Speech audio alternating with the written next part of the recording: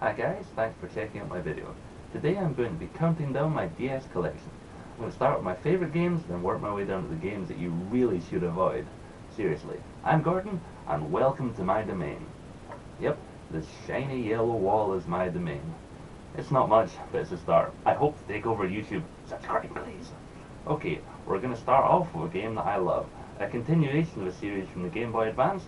It's Advance Wars Dual Strike.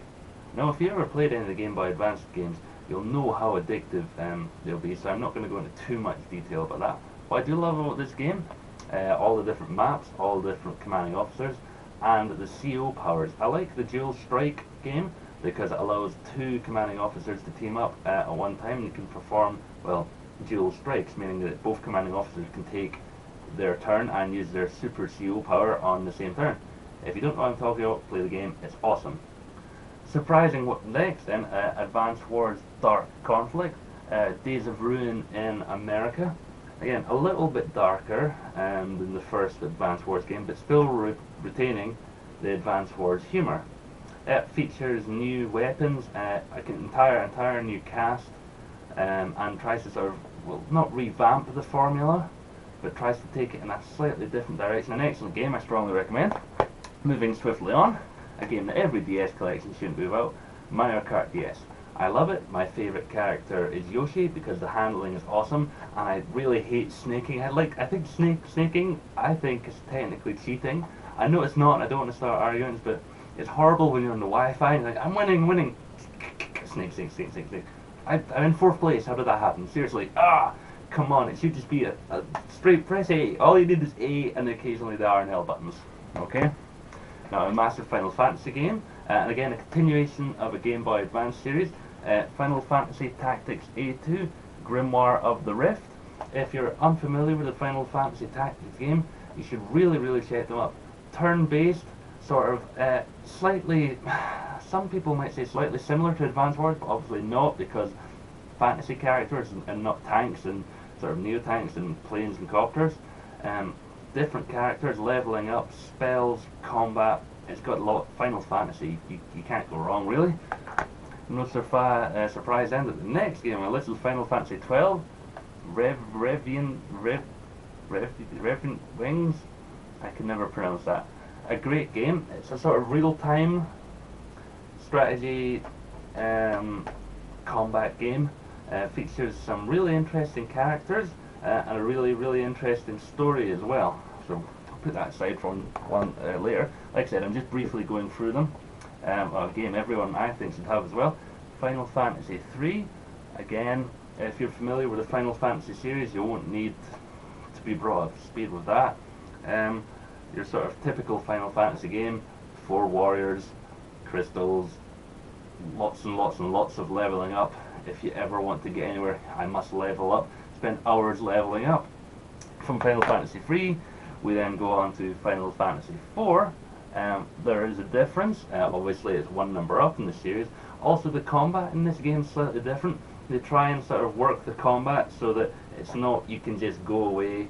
It's like, say, in the middle of a big boss battle and the telephone rings, or you have to go to the toilet. No, they were considerate enough to think, well, these warriors are actually fighting. You have to stay with them unless you turn it off on the sort of options menu. Then you can go away and leave them for hours, and they're just standing there like, come on here, I just want to swing the sword. I wish I don't have a sword. If you check out my other videos, I do actually have a sword, but I don't have it with me today. Okay? Now we're going to go on to some more sort of RPGs. This game here, Lunar Genesis. Some of you may have heard of it. It's an older, I believe, Atari sort of game. Yep, it is Atari. I was right. The Atari, right there. This game can really suck you in. Sort of missions can really take forever, and you have to find lots and lots of items. Again, go into more details later. Another RPG. This one, Hoshigami. I've never actually played this game. I just bought it recently. But again, turn-based combat, leveling up, keep me from reacting or talking to real people for hours and end, so I'm perfectly happy with that. Another RPG, this one with the price tag still on, Magical Star Sign. Some of you might be familiar with this. It's quite an interesting story. Sort of kids blasting around the universe trying to save their school, Will-O-Wisp Academy, I believe it's called. Interesting story, interesting characters. Not the best combat, and it can be a little bit repetitive, so it's one to check out. Now we move on to Children of Mana, again with the price tag on. This is more of a sort of real-time one as well, and can be quite unforgiving. Also, this game could be a good game if they just tweaked it a little bit. The combat is just so repetitive. Twirl the mace, the flail, twirling, twirling, twirling. Now we move on to another Mana game, Heroes of Mana. Again, this game I think is very similar to the Final Fantasy XII Revenant Wings, and that is real time. You control characters, you've got experts trying to collect resources and things, and it can be really difficult in places.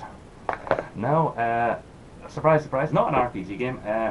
You'll notice here, well, this is an American box compared to the standard British box, which is, there's slight variations. Black, it's slightly thinner. I think the American one's actually a little bit cooler. He says trying to get some American subscribers. Yeah, I like this game. Well, games, you've got some classic games. You've got Contra and Gradius being the two most noticeable of the lot. Now, Zelda. Why can't you use the D-pad at all? I want to control Link with the D-pad.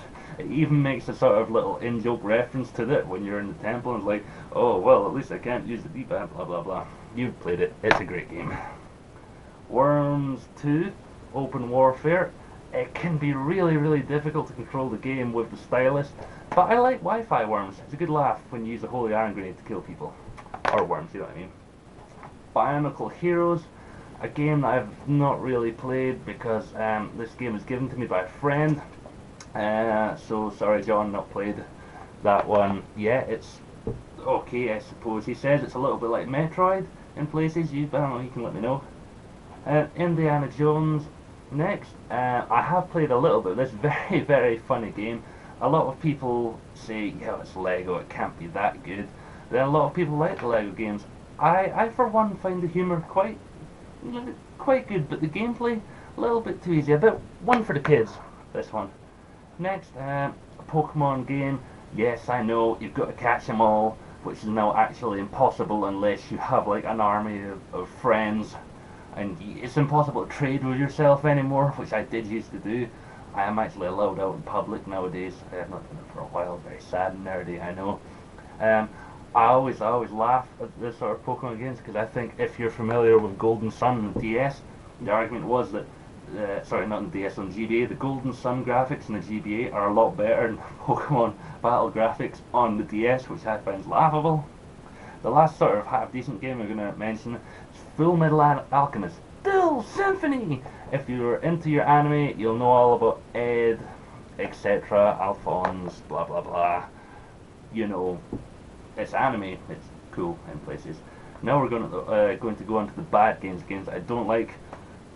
This game here, Orcs and Elves, made by EA. There's a surprise. Remember when EA used to be Electronic Arts and used to make good games? So do I. Check out the Bard's Tale 3, Thief of Fate. Look it up on the internet. It's an old Amiga game. You will do yourself good. This game here, Orcs and Elves, graphically wasn't that sort of bad a game, but I completed it in about 6 hours. I thought it was going to be big. The way it described itself would be big. Now it's small. It's just not good at all. I'm running out of time here. 10 minutes long is up. Diddy Kong Racing. Oh my dear Rare, what were you thinking? This is an abomination of a classic N64 game. It just feels slow. It's so slow compared to Mario Kart. Moving swiftly on. Spore, if you've got the PC version, don't bother with this. The GBA, not the GBA, the DES version is terrible. I completed it within a day. And last but not least, Journey to the Center of the Earth. I don't know why I have this game. It was a present. Don't go near it. It's terrible. That's all the time I have now. Running out of time. Hope you can check out all the other videos. Thanks for watching, and good night.